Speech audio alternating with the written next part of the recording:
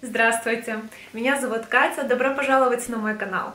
В этом видео я вам расскажу, как я сделала вот такую книжку волшебную. Многие называют это Book of Shadows, или, если я правильно произношу, гримуар.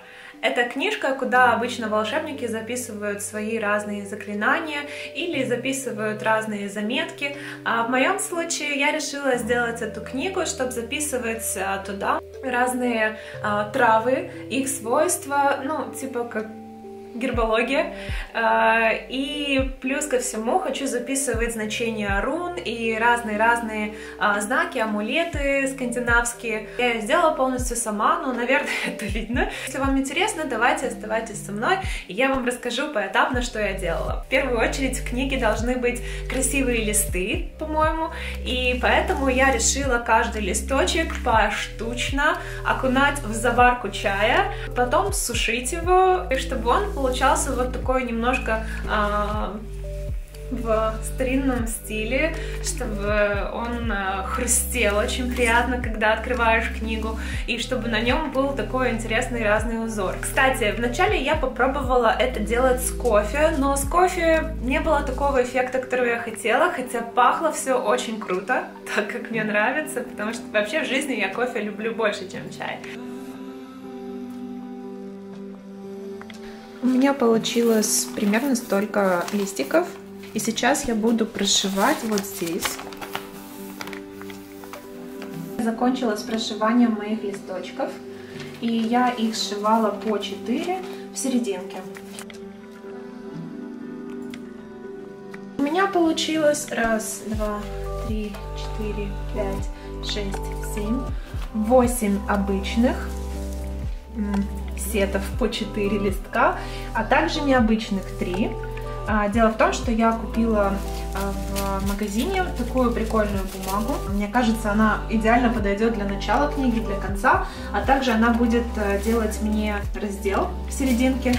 Когда ставишь чайные листики сверху, чтобы они высыхали, получается очень такой интересный рисунок. Мне кажется, это очень прикольно выглядит. Каждый листик имеет свой такой характер. Я оставила длинные ниточки, чтобы можно было легко их приклеить к обложке. Что мне осталось сделать? Я хочу найти какую-то книгу, чтобы украсть от нее обложку. Для обложки моей книжки я выбрала вот такую книгу, старую. Она, походу, когда-то стоила 3 копейки. Я даже не помню, откуда она у меня появилась, но она действительно очень старая, кто-то над ней конкретно поиздевался, так что не грех воспользоваться для таких целей. Опять привет! И я хочу сейчас рассказать, на каком этапе находится моя книга. Как я вам говорила, я сняла вот эту вот поверхность бумажную, и сейчас это выглядит примерно так. Дальше немножко лажа с моей стороны. Вчера чем я занималась? Я взяла все вот эти листочки, которые я сделала, взяла кусочек мешковины, потому что дырчатый, и все вот эти вот ниточки я протянула через мешковину. Потом я перевязала их и с этой стороны, и с этой стороны, а потом еще вот так. Дальше поставила бумагу здесь и здесь, чтобы клей не проник и не испачкал основные листочки. Обычным клеем ПВА заклеила вот эту бумажку сверху, а потом увидела, что нифига не держится, потому что клей ПВА не так быстро сохнет, как мне бы хотелось. И что же делать? И мне пришла ужаснейшая идея в голову поставить сюда прищепки, и сейчас вот здесь такие следы остались после этого. Но, надеюсь, этого не будет видно, когда я приклею книгу к обложке. Да, и еще что мне осталось сделать, это вот так вот разминать листочки, чтобы они нормально потом открывались, потому что я ненавижу, когда открываешь книгу, она потом закрывается в расслабленном состоянии. Я купила вот такой материал. Он темно-синего цвета с черным узором. Узор, по-моему, называется турецкий огурец, но это единственное более-менее такое адекватное, что я нашла для обложки книжки, потому что я хотела в таком немножко классическом стиле сделать это все. И еще также в том магазине я нашла вот такие интересные две бусины. Скорее всего, я буду использовать вот эту бусинку, потому что она состоит из двух камней, черного агата и аметиста. Но вот это тоже прикольно, я, возможно, куда-то его тоже поставлю, но, конечно же, не в эту книгу. Это чистый агат. Из-за того, что здесь есть дырочка, это мне позволяет не клеить камень, а его пришить к материалу. И чтобы это не было заметно, я купила еще вот такие ленточки. Точнее, одну ленточку просто длинную, я ее порежу на столько частей, сколько мне нужно будет. И также еще я купила закладку. И снизу я приклею вот пентаграмму. Пентаграмма вообще это 5 элементов природы, и также она значит силуэт человека. Я всегда промахиваюсь с серединкой, и у меня получается какая-то кривая картинка, так что вот этот кораблик будет делать мне порядок в моем видео. Та-дам! Вот так у меня получилось. Если честно, я не совсем довольна результатом. Я, походу, просто не дружу с клеем. Пока я сделала эту книгу, я, наверное, посидела на полголовы. Приклеила обложку, постаралась это сделать максимально аккуратно, но все равно, как видите, вот здесь вот немножко торчит, сзади тоже немножко торчит. Только потом, после того, как я приклеила, я вспомнила, что надо пришить камень. И я его пришивала еле-еле, вот так вот аккуратненько, очень сильно мучила. Потом я приклеила с внутренней стороны бумагу, и только потом я вспомнила, ой, блин, мне же надо еще клеить ленточки. Короче, фейл на фейле, я не знаю, что со мной. И я приклеила эти ленточки, та-дам, сверху. Это ужасно выглядит, я знаю, но ладно уже, пусть будет как будет. И да, кстати, клей тоже здесь выглядит так себе, он как-то надулся, подтвердел. С задней стороны я еще не приклеила, но уже сделала, и осталось просто приклеить опять на мой любимый в кавычках клей конверт. У меня будет черный конверт, и туда внутрь я буду ставить разные мои ленточки, разные тоже записочки. Я уже пару страниц сделала и могу поделиться, что там я написала.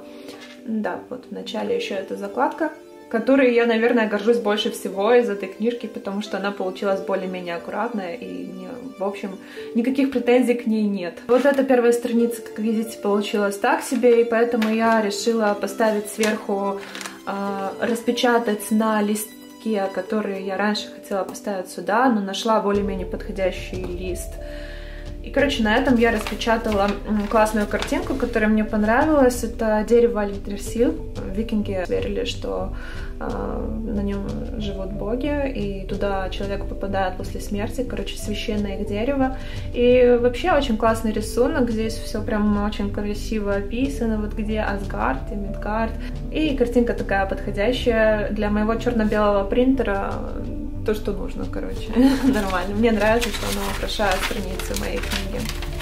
Вот. Вот каждый раз я буду так мучиться ее открывать, что я ненавижу.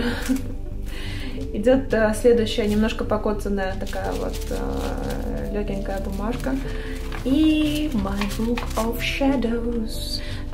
Скажу честно, это не я придумала шрифт, а я увидела в интернете на моем любимом сайте Pinterest его и просто списала его очень так наглым образом. Да, это, наверное, кажется желтым, на самом деле это золото. Специально для этого я пошла и купила комплект ручек. И следующая страница Moon Phases. Да, я решила вести книгу пока что на английском языке, пока я не заколебалась. Я уверена, что я перейду потом на русский, потому что в конце концов я устану. Но на английском просто больше информации в интернете. И не только в интернете, и в разных книгах, которых можно скачать в формате PDF или шпек, которые я иногда читаю даже. Вот. И плюс ко всему подучу английский. Еще одна страница, которую я запомнила, это мой любимый рунический алфавит, который я сейчас изучаю. И я его не по футарку написала, а так как мне будет легче именно по алфавиту английскому. И чтобы мне потом было более-менее понятно, я записала и цифры, очередность вот этих рун по футарку. немножечко их значения, так, чтобы для начала мне было более-менее легко их учить. И здесь, как видите, я уже свое имя написала на рунах и узнала, какая моя руна, и это руна Эйвас, и я очень рада, потому что это значит и лошадь, и journey, путешествие, стремление ко всему новому, мне она очень нравится. И плюс ко всему такое классное совпадение, как раз год лошади, и я очень рада, что мне выпала эта руна. Вы, наверное, спросите, почему я выбрала именно имя Катя, а не Екатерина, мое полное имя. На самом деле я прочитала, что важно выбирать имя, которое вы чаще всего используете, потому что вот меня все называют Катя, и очень редко, когда называют меня Екатерина. Главное, как оно звучит. Вот то имя, если вы используете, допустим, никнейм, надо по никнейму ориентироваться. А дальше ничего нету, ничего, но я планирую его заполнять потихоньку. Если вам будет интересно, могу вам потом еще показывать, что я туда вписала. Вот как-то так. Такая книжка у меня получилась. Ага, и еще хотела вам показать, во что превратился мой террариум, который я делала в первых моих видео. Он офигеть как оброс. И я уже начинаю переживать, чтобы эти растения не начали выталкивать пробку. Ну, в общем, мне нравится. И я видела в интернете один старичок, типа 80 лет, хранил террариум, но у него, правда, огромная банка. Блин, он выглядит так шикарно. И если я найду такую огромную банку, я обязательно сделаю такой большой террариум. И оставлю в наследство моим внукам. Вот как-то так. Спасибо, кораблик, что помог мне. Пока. Уплывает. Если вам интересно, что я буду дальше записывать свою книжку, обязательно подписывайтесь и ставьте лайк. А сейчас я вам скажу до новых встреч, пока и спасибо за внимание.